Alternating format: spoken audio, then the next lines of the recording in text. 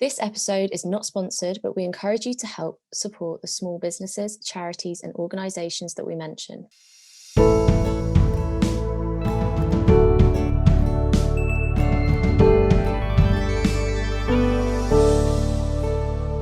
Hi everyone, and welcome back to another episode of Our Circle. I'm Rhiannon. And I'm Jess. And today we have a very special guest with us, Matt, who goes by the performer name of Waxy OLir. Yay! Welcome, Matt. Bling, bling. Star wipe sound effect. I love it. Avid fan, I'm loving it.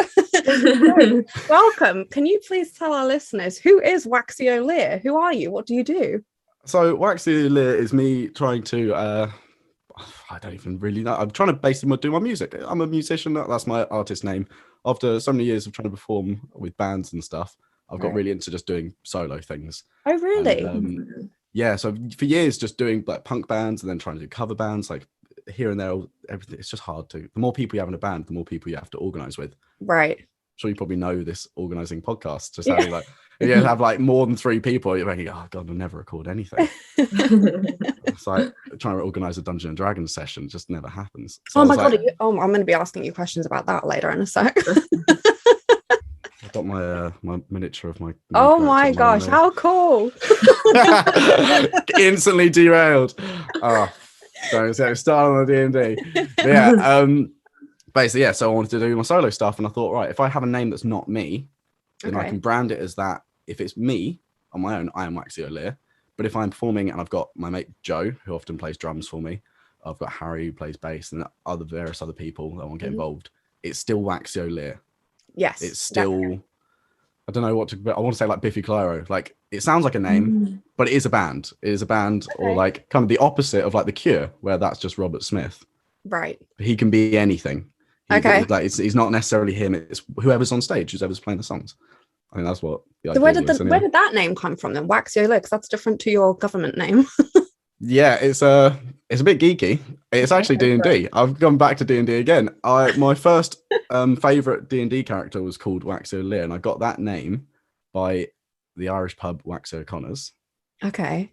So I was like, Waxy, that's a cool first name. And then OLir comes from the pagan, or like the Celtic god of the ocean, who's called Manannum MacLir. Oh wow! So Lear being of the sea, like the ocean, and like OLir being like of the sea. Wow! So we are technical here. Yeah, so I did overthink it. Like that's the kind of name. If I was thinking of a band name, I'd be like, I don't know, just Matt. That's fine. Yeah. Because it's a Dungeons and Dragons character. I'm like, I'm gonna really take this seriously. I'm gonna do some backstory here. You're gonna learn things about who he is just from the name. Wow. Okay. So I thought I'll put it over. So what's your earliest memory of music? Take us right back to the beginning. Oh, music would start definitely with my brother. So he played guitar. So he's got different dads, and his dad's very musical. Everyone gets along heaps well. So we hung out with them, and I used to always go see him. He'd play gigs with his dad, and then I'd sit. His bedroom was right across the hallway from mine, and I just remember him playing Blackbird by the Beatles on the guitar, and being like, "That's." Wait, you can swear on this, can't you? Yeah. I want to be like, fuck, that's cool. That's so good. And it's just like, I think that's the time where, I mean, I've always loved music. My family always, like, everyone really loves music. And, but he was playing it. And like, that was the experience of having someone in the house playing guitar. Were you quite young? I would have been very, very young, like primary school kind of age. Oh, wow. Right. So that really hit you then. Yeah. Because I tried so many times to do music lessons, and I just don't like authority or people telling me what to do. I'm terrible with it. I relate. Someone's been like, all right, you have to do like guitar as practice, and I go, nah, don't want to. And I tried to do singing lessons, never took. I fought against everything. I was great at school. I'm sure you can imagine. So like, yeah, I just was so lazy with it. And then I ended up finding a friend of a friend who was just this dude who, I mean, I must have been like 17 at the time, or 16 or 17. It was at you beep out the school. It was at the school that we went to. Yeah. So I do listen though. You do. I'm really impressed. I'm genuinely a fan. I'm starstruck. Yeah, he literally lived around the corner, and after school I'd go around his, and he was just some like, I mean, I thought he was cool at the time. Retrospectively, I think he was just a stoner who just played guitar, and we'd go around and be like, hey man, have you heard of Jethro Tull? I'm like, no. Have you heard of Fleetwood Mac? No. Like Nirvana. And I'm like discovering all these bands. Like I'm the first person to ever know who Fleetwood Mac are, kind of thing. And it just made me really excited about music. And then suddenly I went from, you couldn't get me to practice for a second, to I'd come home and practice for like 2 hours solid. Yeah. And that's my time. That's not even practice. That's just what I want to do. Yeah, definitely. I feel like that's a bit more, I don't want to offend people, but a bit more authentic. Like when it's not forced, like it's a genuine love of music. Yeah. You're letting it in on your terms. And I feel like that's kind of more how music is to a lot of people, at least who have a deep connection to it. It's through something they've found that they're enjoying. Not listen to this, which I'm very much guilty of trying to make other people listen to. You have to listen to this. Like, this is such a good song. So I'm terrible for that, but I listen to really weird music, like the kind of music where someone goes, I don't like that, and I'm like, yeah, no, I get it. I do get it. I understand that you don't like it. This guy is just screaming. Like I'm big into the Pogues, and that's just drunken nonsense. So when someone goes, not my cup of tea, and I go, oh, yeah, you probably like things that sound good. Not me, not Muggins here. So even though you are a solo artist, you do also belong to a band. The band being Wife Swap USA. How did that band form then? Like, how long have you been playing together? So that band is with Harry Saunders, who we've been best friends since I saw him on the bus to secondary school. And I saw him, he had a big, like, do you remember the band Noah and the Whale?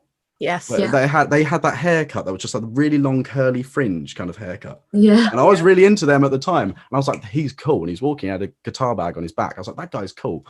And like my mate sat next to me going, oh, that's Harry, I know him. I'm like, fucking sick. And then like, so next time I saw him like at a gathering or something, I was like, we know each other because we'd heard about each other. You're my bus man. Yeah, we started playing music together and went we'd wrote songs together when we were 16 and everything. These stupid songs about like losing your virginity and like wanking and dumb like coming of age, anxious teenage boy stuff. But that stuff is really popular and relatable to that demographic. Like so many, like there's so many songs. When I think about the songs that are out when we were that age and stuff, there was so many things out there like that. So I don't think that I want to hear them now. Yeah.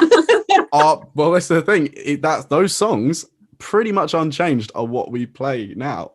It's just like the scene is apparently ready for it, or like Brighton bloody loves it. Like our like main single is called Too Sad to Wank, and it is it's a stupid punk song, but the message is about being on antidepressants and not being able to come. Like so it's kind of like there's elements of Do you feel like the punk scene is coming back suddenly? Like I feel like there's a new wave of it. It's definitely in a different it's coming back in a much better way.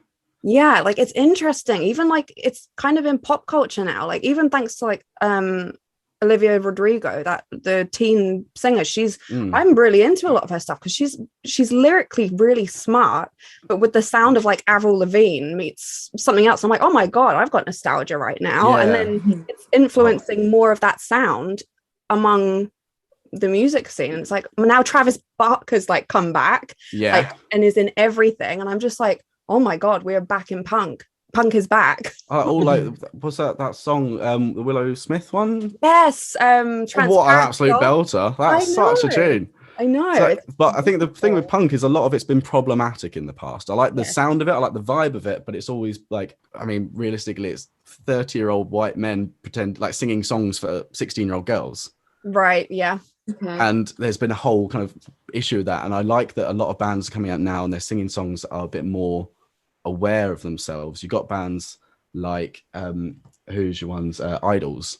They've got songs that are really about like toxic masculinity and like breaking down these things, like choruses like "This is why you never see your father cry" kind of things. And it's like just fighting that kind of thing. And a lot of bands, like especially like we've actually got a reputation now through Harry mainly in Brighton for being very outspoken about like problematic people in other bands and in the scene as well. So it's quite proud. I'm quite proud to be like part of his. It is his project, really. Right. Wife Swap USA is his kind of baby, and he needed a guitarist, and I was like, I'll fill in.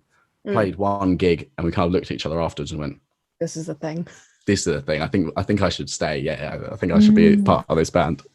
How long ago was that then? Like, if you met each other when you were young, has Wife Swap USA been around forever, or is it? No, Wife Swap has been around for just before lockdown, pretty much. Oh, new. Oh, okay. We played a couple of gigs. I think we did 1 or 2 gigs before lockdown, and then everything shut down. We did 1 gig during lockdown at the I think the first time it nearly opened up and everything was like, oh, it's coming back, and then it closed again. We played at the Brighton Dome, which was amazing. Wow. That's where ABBA won Eurovision. Like, good. That's cool. Definitely the biggest stage I played on. Where did the name come from, please? Yeah. Is there a story? Right. I asked him, I messaged him and said, Harry, what do you want to, if I ask about the name, what would you like to say? And he has said, and I quote, despite popular belief, we're actually named after the white rhino, pulling inspiration from its traditional Afrikaans name. Our band name is a comment on the impact of commercialism on some of the world's greatest animals, leading to extinction throughout the world. That's not true. Oh. Absolutely not true. I think they were just watching Wife Swap USA when they formed the band. Like I say, I wasn't part of it initially. Simple as that. And it's always been this thing of like, if we were to ever make it big, we'd have to change the name, obviously, because it's copyright. Okay. But something about that is quite punk. And it got to the point I forget that it's a TV show. I think most people, I think you can like dominate that and take over the name. Yeah. You could even drop the USA if you wanted to. Yeah. I Okay. mean, now people like got the chanting of like pronouncing wife swap as in like wife swap, ooh, sir, wife swap, ooh, sir.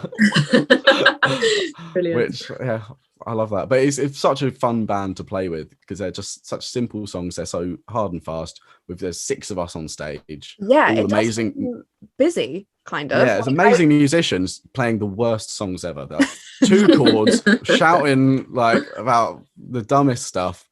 And yeah, it's powerful. It looks like your fans though have a fun time because I caught a couple of your shows online. I was like, I want to see what the performance stuff you guys have, and I saw it and I was like, oh wow, like you are sort of going all out.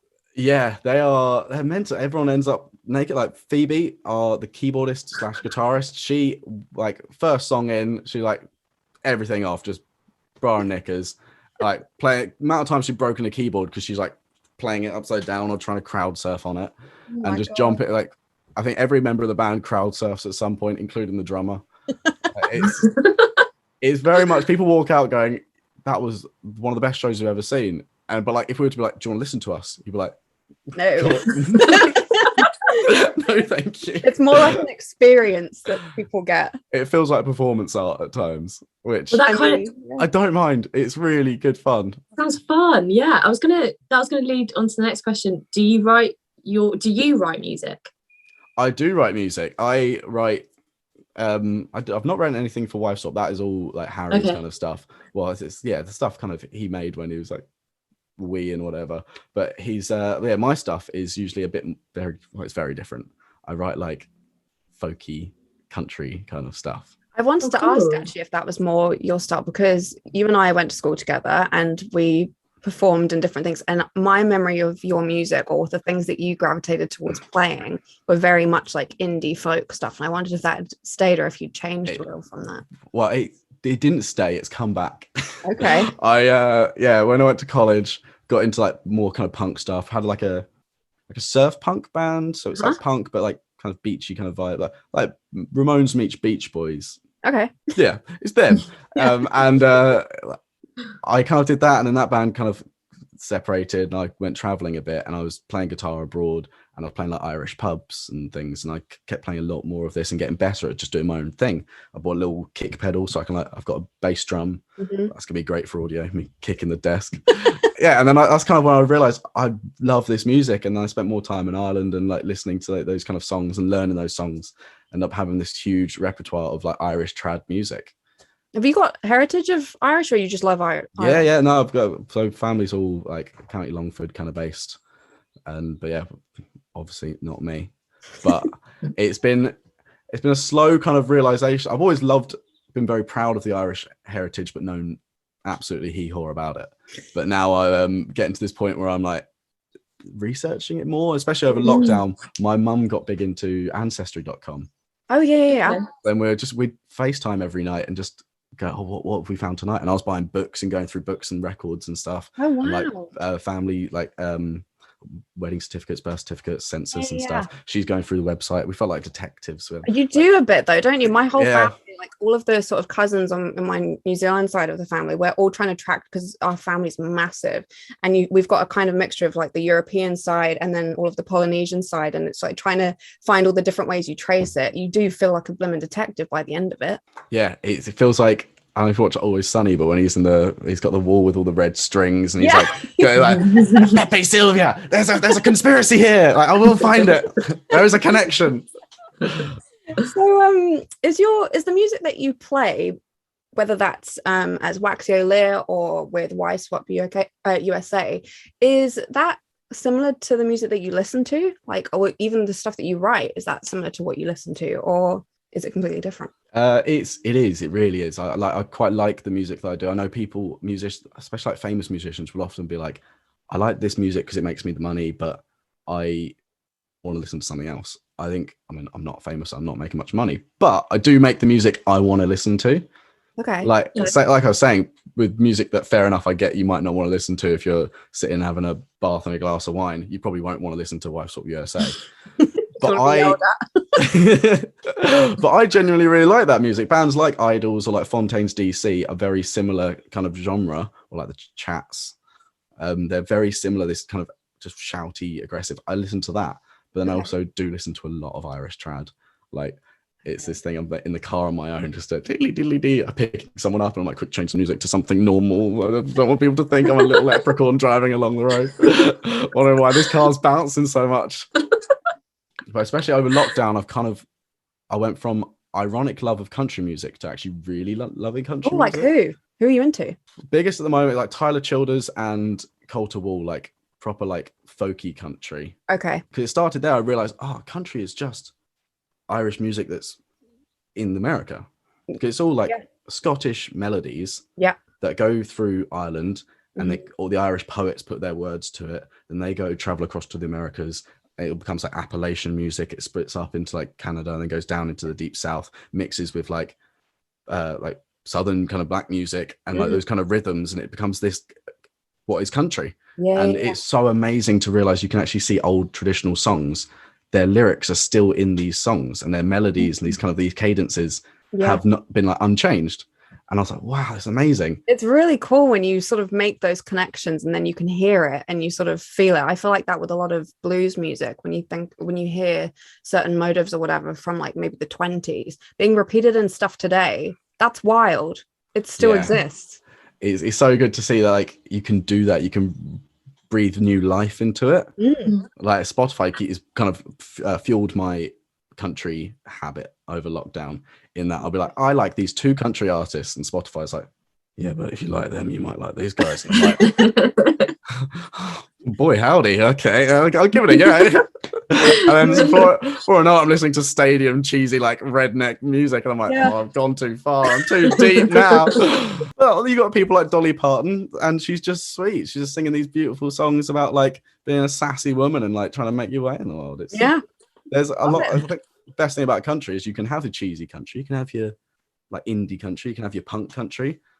I love that they're like your redneck racist country. If that's I mean, I like though that country crosses and it's starting to blur a lot more with a lot more genres as well. Like we've had Lil Nas like mix it with unbelievable rap. You have people like Chris Stapleton who perform with Ed Sheeran and Bruno Mars, and Pink. Like there's so many big names in country that are not big worldwide because of being niche to I guess. So it's cool that they're sort of blurring and everything.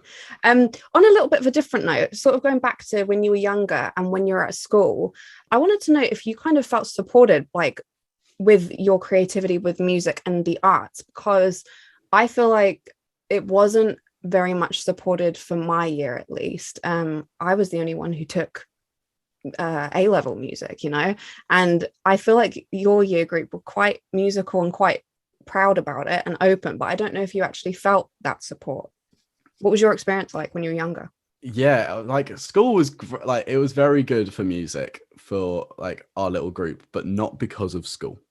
Okay. Like school were pretty terrible. Yeah. Like it's mad to think like I've gone through and been like to become actually like a paid musician and like to be making my living from music. You kind of want to go back to school and go to your music teacher and be like, I've done it, but I wouldn't know who to go to. I think I had a different music teacher every like term. Like there was no one there who really supported. I think what you're saying about having that good culture of it is there was it was me and there was like two groups who became two bands. Right. Almost became like rival bands. And like it was my mate Will, who I actually bumped into at the pub the other day, and we were talking about this. It was so funny. Like we got along so well, but it always just felt like this rivalry between the two bands. And I think that actually elevated us, like that friendly competition. Right. Like trying to like do that. And like it'd be the kind of, we'd play like assemblies, or in the morning we'd play like during lunch, do performing arts. Like no one knew that I performed other than like maybe your year, because you saw me like so like I never sung in front of my year group ever. Like the idea of doing an assembly literally shoot me in the head. Like I would never have done that. I didn't want to share that with anyone because it didn't feel safe for me. Like it didn't feel like a environment where I wanted to share that. But I would look at say like you and your friends and everyone's so encouraging, like you said, like lifting each other up with music. I was like, oh, that'd be nice. Yeah. There was like an after school program they had called Rock School, and there's this guy Jamie who's like 9 foot tall, couldn't wear shoes, so he just had canoes with holes in for his feet.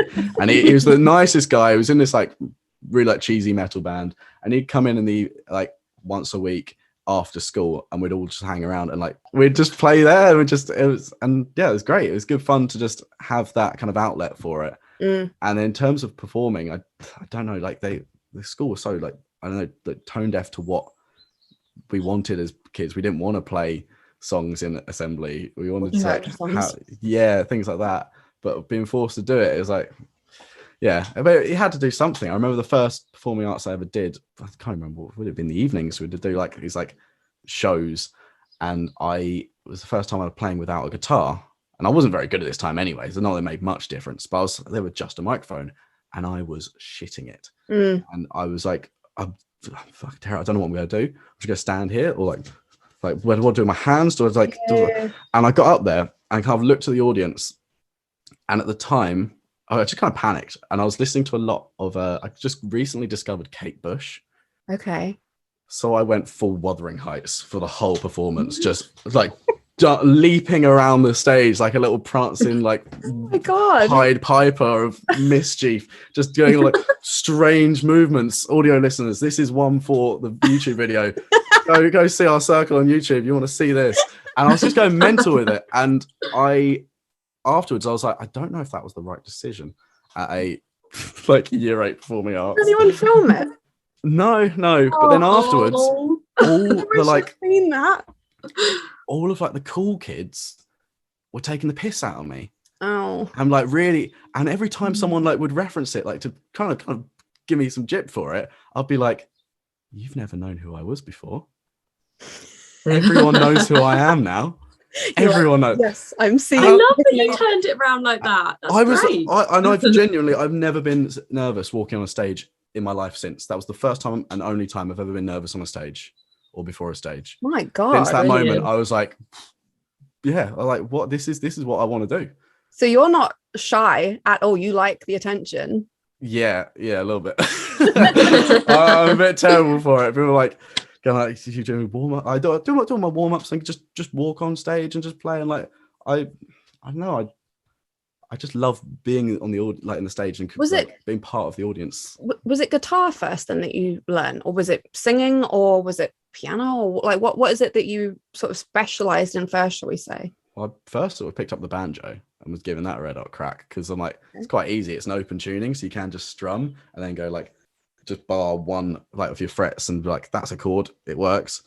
Then because my brother, just guitar actually took a bit more skill than my can did banjo.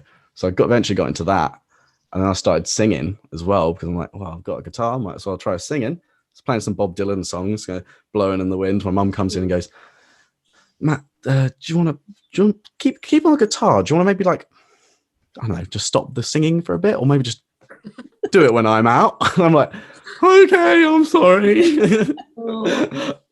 Letting you down gently. Yeah, so I never really wanted to be a singer, but then I think it's that thing, you just playing guitar, you get to learn the notes a little bit better, you just keep doing it, just singing just to know where in the song you are. Yeah. And I remember you singing. I remember you singing and playing guitar. I remember you singing, I don't know who sings it. You Don't Want to Be Alone. That was like the song I remember. Two Door Cinema Club. That one. You always sang that. And if ever I hear that, I think of you. Oh, it's a good song. I love it. So sick of that song, because that's the thing, when you're at that age, you spend months learning a song. Yeah. So when you've learned it, you're not going to play anything else, because you finally got it right. So we'll just play that one again. So Matt, can you tell us a bit more about the live music scene? So obviously you said that you did a couple of gigs with your friend before the pandemic hit. Yeah. How did that change for you? How did you have to kind of adapt to the pandemic? And then, I mean, we're still in the pandemic, but it's eased up a little bit. Yeah. Take us through all of that. Well, it's mad, because when we first said we're going to record this, I had like an answer for it, and it's since changed. Like at the time, it was like, things are looking good, hopefully, fingers crossed. But now I'm at a point where it's like, it is good. It is genuine. We are genuinely gigging. I've crowd surfed on mosh pits. Like it feels like it's back. Wow. Like, 'cause there was a point where I thought, this is never going to come back. There's no chance we can do gigs. Like, both the kind of genre of music I do require an audience to be kind of shoulder to shoulder. Like the stuff I do solo, it's like an Irish pub kind of stuff. Well, it's just like pop songs, but played with an acoustic guitar in a kind of a mad way. It's best when people are a bit cut and having a dance. Same with Wife Swap. It's best when people are like getting involved. So I felt really kind of like it's not going to happen. And since we've done a few gigs where we did a live stream, then we did some gigs where there was like tables and it looked like a bit of a bingo hall that you're playing to.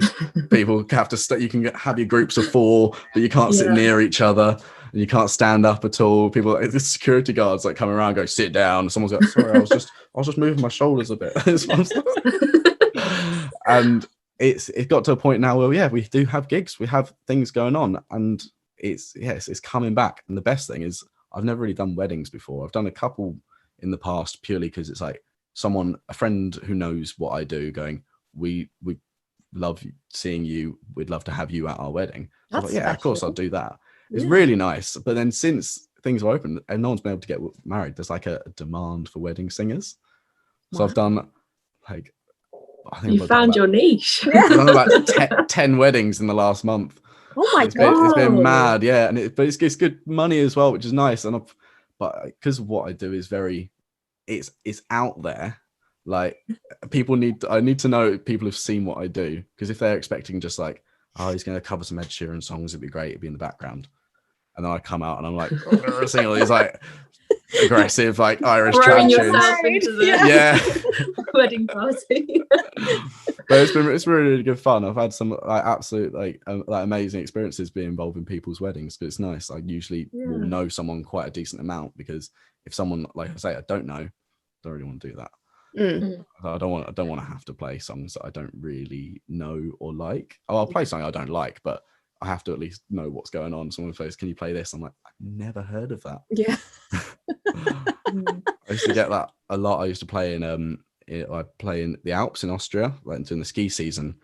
Oh, wow, cool. And I get so many like people going, "Oh, can you play whatever?" I'm like, that sounds not English. Is it not English? Like, no, it's Danish. I'm like, I don't speak Danish, so it's gonna be tricky. It's like, no, it's easy. It's easy. Trust me. Just look it up. There's really easy chords, and it repeats itself. It's like, yeah, but I don't speak the language. How do you not?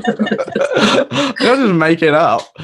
But yeah, so it's I've got so distracted with talking about weddings now. But that's great. It's great that the music scene then seems like it is actually lifting off the ground again. Yeah, and I think a lot of musicians being so happy and excited about it are performing with a different kind of energy of like, we've been stuck indoors, and like every gig I see, people just like being so happy, and like after the show being like, thank you for coming out and continuing to support musicians and the arts. Yeah. How did you find live streaming? Because even though when you're seeing everyone socially distanced when you started performing, and like you said, the bingo hall thing, and I'm guessing they probably might have had to wear masks, so you can't even see their reaction necessarily. Live streaming, you don't even see them. How did you find that? That was a very strange one. I didn't think I'd actually want to do that because I ended up doing that pretty much, well, like the second half of the lockdown. I was live streaming every Friday night, just from my front room. And I didn't have any intentions of doing that. I just did it once because at one point I came back to my parents just for a bit and I was bored and it was a Friday night, couldn't go out. So I was like, I'll just record myself playing. That's what I'm doing anyway. Might as well put it online. Then people actually responded to it and like, this has been really fun. Like, okay, I'll do it again next week. Do it again. And then it kind of snowballed and I ended up getting like streaming plugins and stuff, which I've never had to deal with before, getting decent mics. And I had it. So there was a chat. That was how I kind of got past that bit that you're talking about. I had the chat. So it felt like people were there. I could see it as I'm playing, just bing, bing, bing of like people going, play this, play that, whatever. And then added a little tip jar so people could like request songs and like put money. And so I got to the point I was making like £100 some Friday nights, just sitting in my front room playing guitar. And it'd been nice to keep doing it, but people aren't obviously as interesting now. Like the pubs on a Friday is an option, right? But in that time, it was really good fun, and I think it kept me sane. And I was living pretty much with my mate Joe, who's a drummer, kept him sane as well because we had a routine. Friday night is gig. That's cool. Like we have something to lock our brain. Like we have a calendar. There is a clock going on. It's not just a void of nothingness. Which I think a lot of the beginning of lockdown felt like. Definitely. I think that sounds like such a nice relief actually for a lot of people, not just yourself, like for everyone to just have that little bit of escape and feel like they're part of it by getting to interact with you at least. That's really cool. Yeah, it was really nice. So because I've done a lot of like seasonal work where I play abroad. So I'm doing the summer season in like Croatia, winter in Austria, like I said. So a lot of people flexing on your international like. But I mean, that was kind of what I do, and what I'm hopefully going back to doing with take old Finnegan the dog with me and carry on doing that. Well, literally this winter he's going to be back at it, which is exciting. But because I know a few people here and there, I end up having this like weird, wild international like listener base who all interacting with each other as well. You're like creating talking to each other, random like community. That's so cool. What would they be called, right? Yeah. What would your Waxy OLir followers be called, do you reckon? Not the Waxys. Waxys. I think Waxys. They got to be the Waxys. Yeah, I think we've done it. We've named them now. Yeah, there would be nothing else would be appropriate. I think it's got to be a bit. We are the Waxys. A bit risque. We bring our circle to the Waxys. Absolute hairless community of Waxys. So you mentioned Finnegan. Tell us more about him. We noticed you had an Instagram for him. Yeah, so that came right. So, I mean, everyone loves to have an Instagram for their own dog because I've got one. You got it. But I was debating like, do I have it so he like posts as if it's him? Or not. And it's just basically I was like, I've got a cute dog, I'm going to flood my Instagram, it's going to become worthless, it's just going to become dog pictures, so I'll get a different one so I can put the pictures there, so I don't just flood. I mean, I still do every photo of mine and every platform is, but I was having a debate in my group chat and everyone was like, don't do it so it's the dog talking, please don't. And I was like, I'm gonna do it. I've done it. And they all checked, and every single post, the caption is just woof. It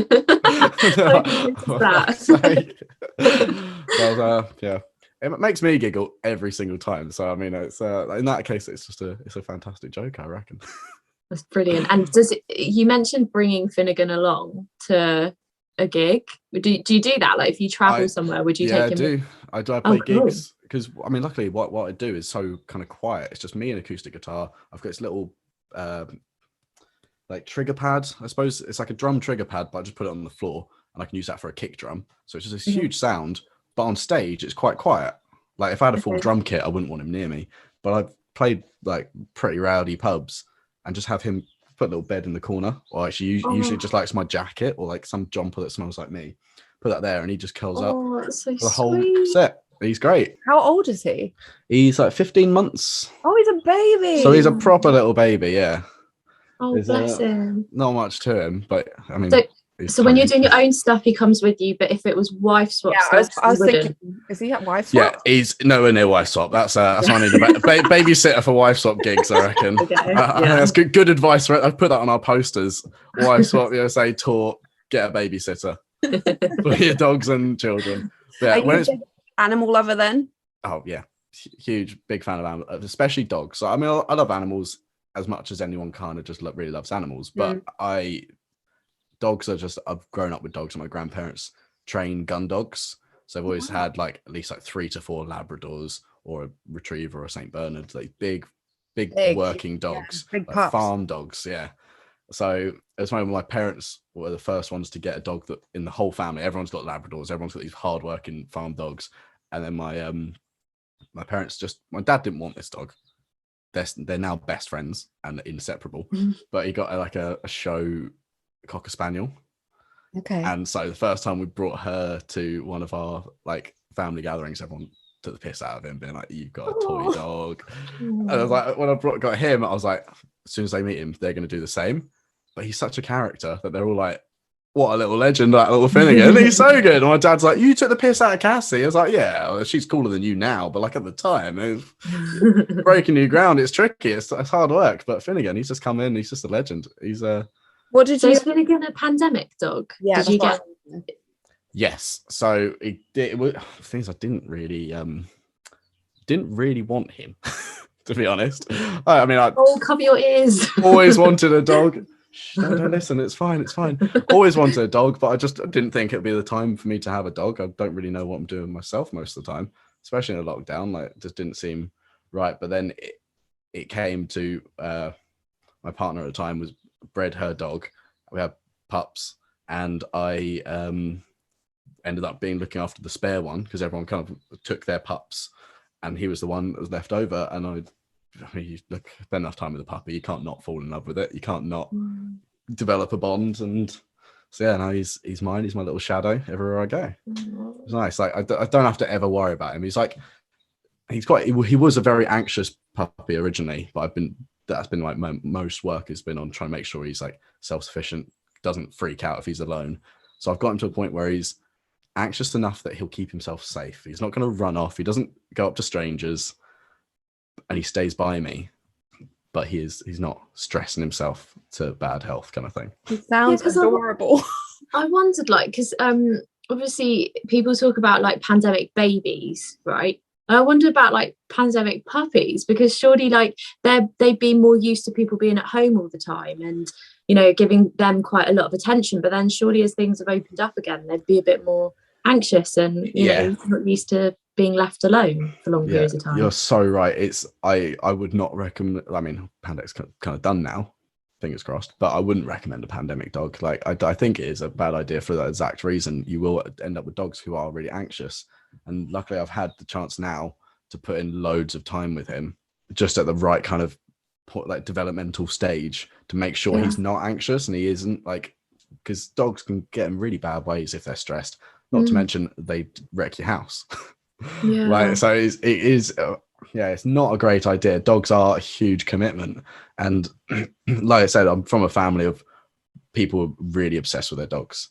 So I mean, more so than anything, I thought if this dog doesn't sit, stay and come on like the millisecond of command, I'll be laughed out of the family. So I've got to make sure he's really well trained. So if anything, he did help me, because I was like, I had a project, I had a reason to get out of the house. Like in the summer, I was going for walks and going for cycles and doing things. But in the winter, I could have easily just stayed indoors and done absolutely nothing.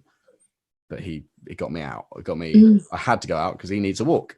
Yeah. So it was good. But I think there's a lot of effort, and just because you're stuck at home doesn't mean you're like, you don't have to do that. Yeah. You still have to really put a lot of work in with them, because you get out what you put in. I assume it's the same with anything. Same with, I assume the same with children, although they have a bit more agency when they get older. He's a good lad, and I'm glad it's ended up me and him, because now I'll usually fly out to do the seasonal work that I do.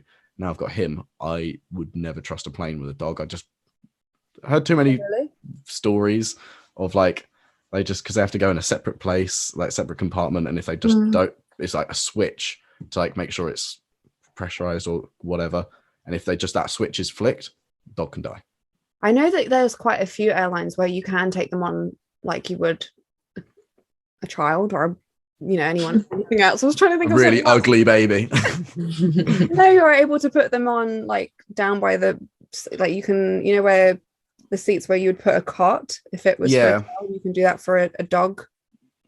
Yeah, I'm sure. Like I've heard about that. And I've not put much research into it because luckily having him was at the same time that I was looking into getting a van and converting a van and then doing seasons like that. So it's already my plan was I want to stop flying. I want to start driving. Yeah. And that was kind of like a choice I was making, but now he's made the choice for me.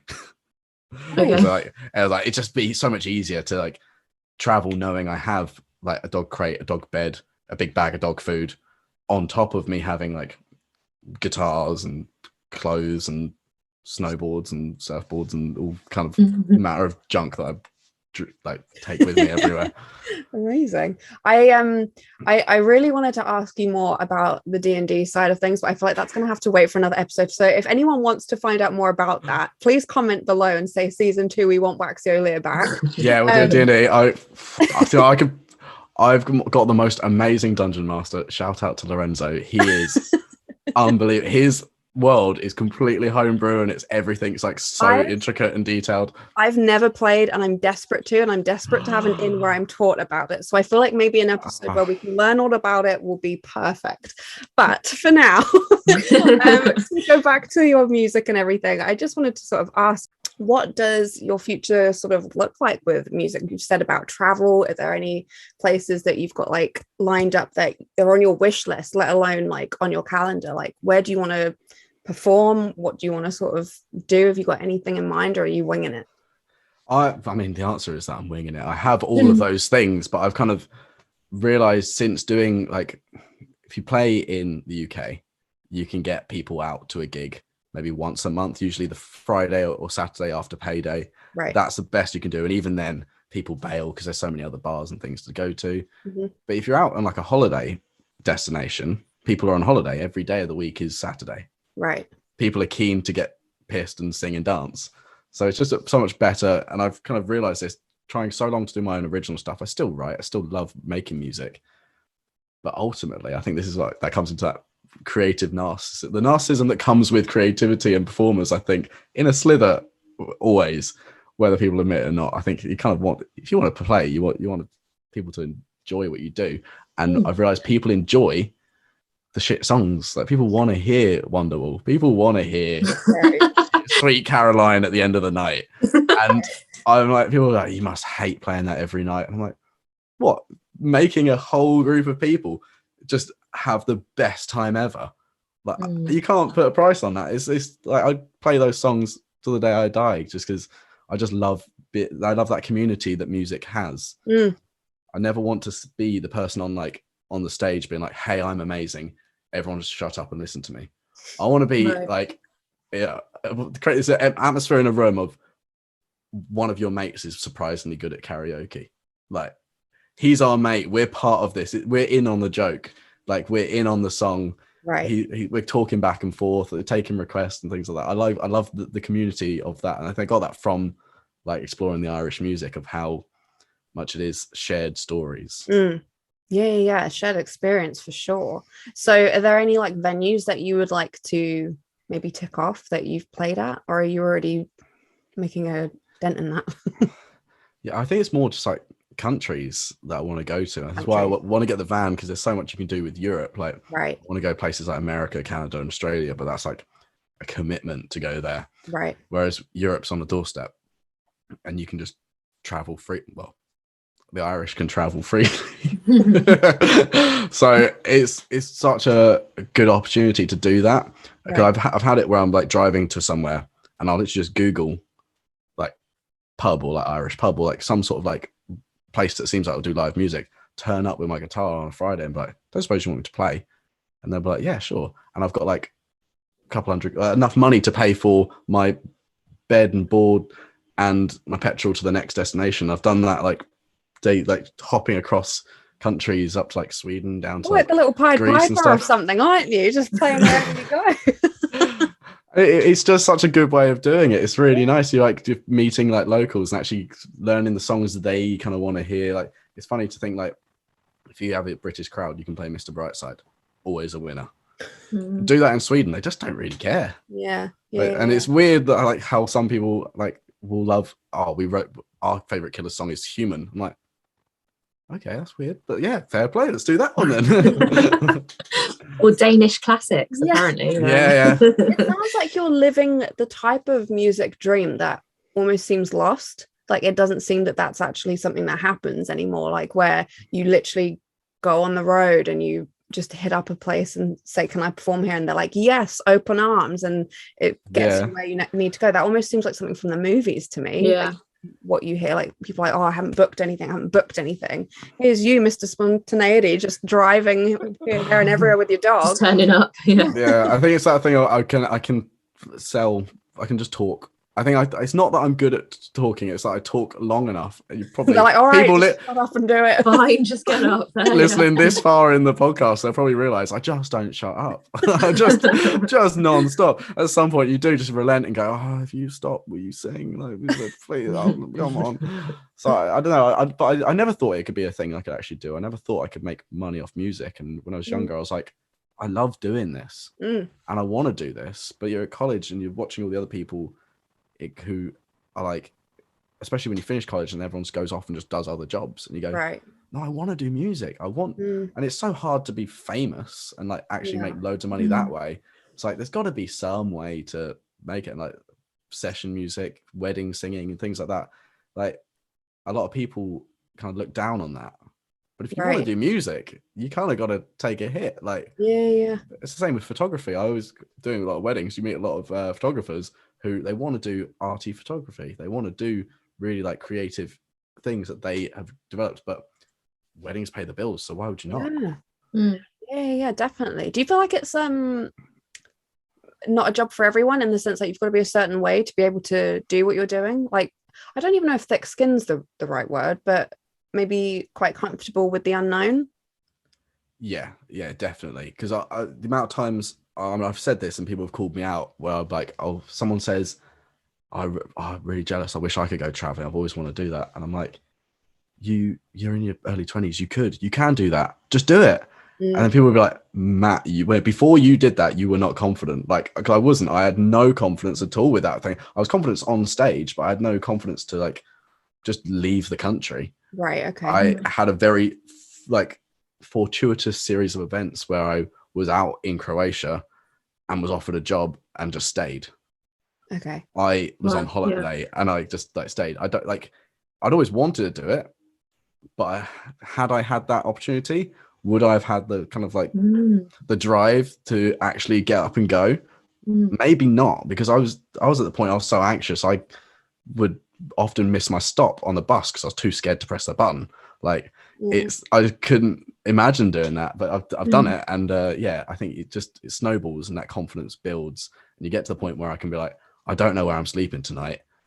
I have no money to afford where I'm sleeping tonight, and I'm nearly out of petrol. But there's a pub. Yeah. We'll give it a go. Yeah. Optimism seems to be your friend.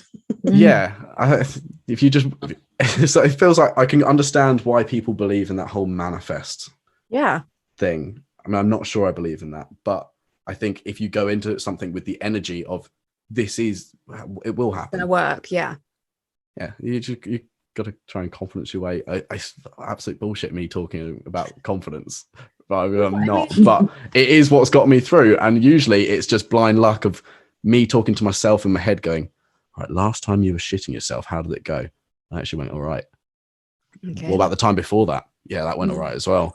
Yeah. So what's the chance of this goes? Yeah. And if it does go bad, what are you going to do? I don't know. Just leave, try again. Exactly. It's fine. Just give it a crack.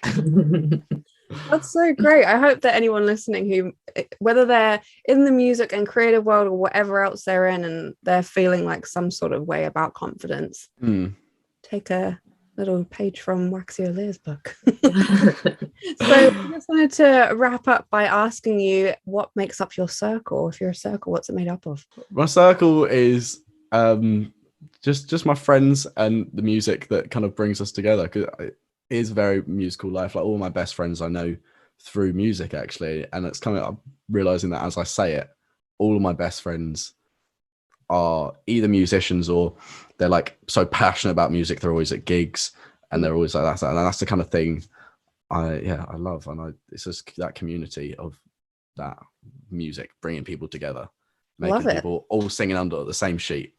Yeah. Look at that. How succinct. Didn't even plan it. Right off the back of my hand. So, well, we like to dedicate every episode to a small charity, a business, or an organization. With your guest, we've asked you, and you have provided us with. It was Surfers Against Sewage. Can you tell us a bit about that, please? So I first found out about Surfers Against Sewage when I was playing a festival, and there was like they were like sponsoring the whole thing. They were like it was down in Somerset, and it was like proper like surfy kind of like hippie kind of vibes, very very van life. This was years ago, and they were just really cool guys, and they were just doing all this like promoting beach cleans and like pushing for like very like plastic free living. And now that I mean the main thing they're doing at the moment is like petitioning the government to like stop like to take action against pollution in the sea and everything, because I do love like water sports. I think it's like I come from a place of water sports and loving just being near the beach, being near the river, being near just water. Yeah, exactly. It's all connected. I do just love the ocean. Even like snow, it's just water. Yeah, somewhere else, just really cold water. And I just think, yeah, it's one thing I really feel passionate about, keeping the ocean clean, keeping the beaches clean, and because it contributes to everything else. Absolutely. Like just because we dump crap in the sea doesn't mean it's no one's problem. Like it all comes back. So it's something I care a lot about. And they're like, especially at the moment, there's a big conference coming up in the UK about climate change and like what we're doing about the climate. And that we're trying to Surfers Against Sewage are trying to like push loads of petitions to make sure our government, who are hosting it, are putting putting the kind of crisis of climate and the cleaner seas at the forefront of that. Definitely. This is such a great organization to support. So if anyone is listening, please check out the links in our description. You can visit their website, which is sas.org.uk. Even if you are an international listener, you can take on everything that this company is doing. You can follow them, help their cause, and share it on your stories as well. Even if you can't donate from the UK, share it and find out more. Click on the links in our description and support as best as you can. But this is such a great organization to support, so thank you for bringing that to our attention. I'm definitely going to start following them. No worries. Thank you so much for joining us. It's been so great to chat with you and catch up, but also to learn everything that you're doing, and definitely have you back for D&D more. Yeah, 100%. Sorry, Jess, it's happening. I'm such a sucker for a tangent. It's nice having a fixed like thing. So every time I drift off and I'm like, nope. Where was I? You're like, as I was saying, next question. I'm like, oh God, I love that someone's organized in a conversation. Me in a pub, I'm like, I'm just drifting off. No, you're very big fan of the show. First time caller. Love what you're doing. Always listening. They're on the tools. Just listen away to our circle. God. Thank you so much for supporting us. We love it. And thank you everyone for listening. Please make sure to follow Waxy OLir on Instagram and stream anything you can, and go and see him live whenever you can as well. Go see any band live. Just go see music. Take your tests, your lateral throw, get your marks, and just go see some live music. Support the arts. Go see theatre shows. Go see just everything. Just we're trying to promote you.